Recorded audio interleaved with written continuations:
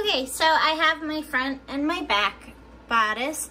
You'll notice they're nicely pressed. Unfortunately, we can't get the bust as nicely pressed as we would in the studio because, again, we would put it on over a ham in order to press it on a curve. You don't want to over press any curves flat because you'll end up getting a lot of puckering around them, but hopefully you can see that slight curve for our small bust. And now we just want to put right sides together, so the sides with no seam allowance, and we're gonna pin our side seam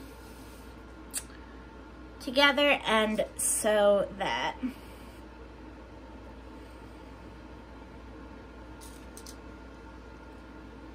This doesn't call for nearly as many pins because it's just 2 straight pieces of fabric. But again, make sure that you have the right sides of your bodices together. Again, back stitch at the beginning, back stitch at the end, 1/2 inch seam allowance.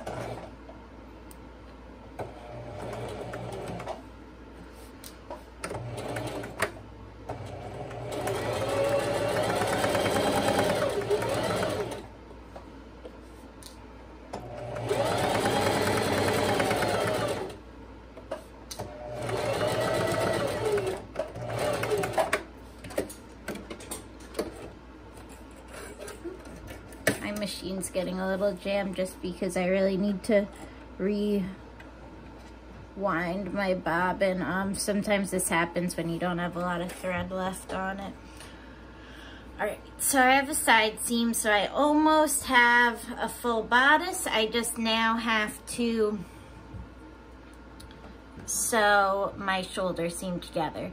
So a lot of times you want to have a dart at the shoulder seam. We don't, so instead of a dart you can ease your material together to make it fit. You'll notice these do not naturally fit on their own.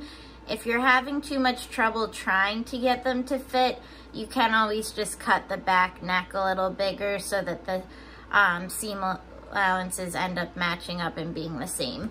Anytime you're trying to sew 2 seams together, you're gonna have what's known as intersecting seams, and you always want to make sure your intersecting seams line up. So I like to line them up looking from both the right side of the fabric and the wrong side, and then I like to put a pin directly through one seam and have it come out the other seam, and then that way you know that your seams should line up when you sew them, because it looks really bad when you have 2 intersecting seams and they don't match up. Alright, so now I'm just going to ease the rest of my fabric to have a nice clean shoulder seam, but you will notice there is excess in there, so you really have to pull it taut as you sew and as you pin if you want to try and ease that together. And ease is E-A-S-E, and you can look that up in your textbook if you're still having any confusion on what I mean by ease. But again, it's just taking 2 fabrics that are slightly different sizes and making them match up like that.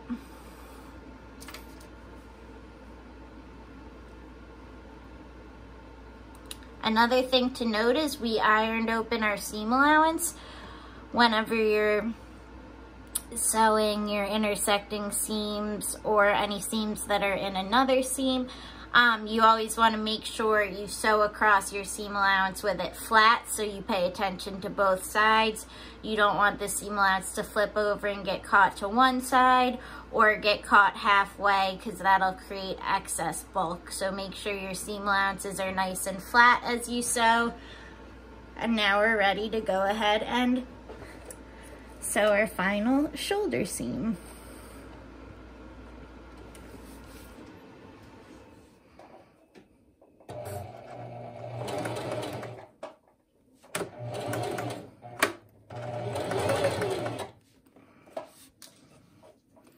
And I'm pulling and easing as I go.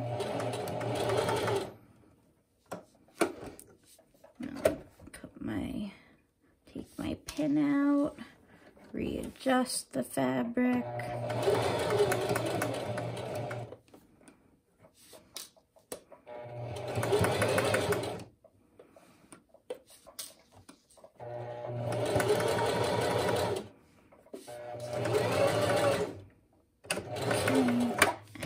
See how I did.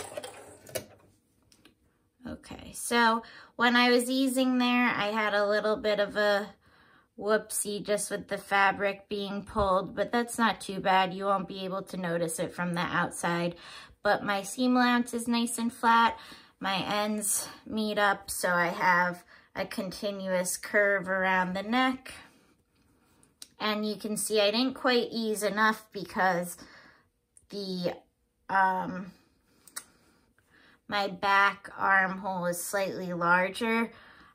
Some people might disagree with me, but for just a sample, I typically just snip that to make it line up and curve. Sorry, I'm like trying to do this while filming at the same time and it's not working.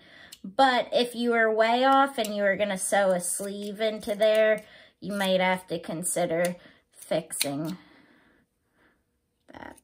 But if your pieces don't match up, you can just snip that a little bit. So next you just want to go to, oh, also you can see that my intersecting seams line up with each other. So now all you want to do is go ahead and press open your shoulder seam and iron it.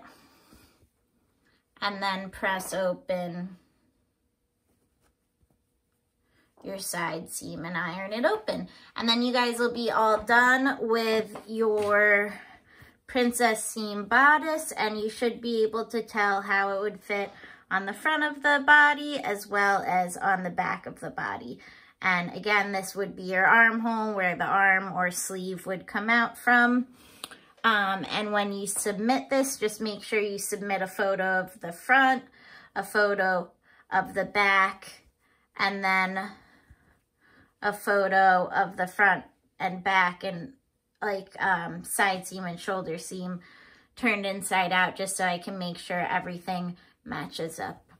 All right, this one's gonna take you guys a little longer, but just be patient. And this is your first half scale garment, so that's pretty exciting. All right, thanks for watching, guys. Good luck.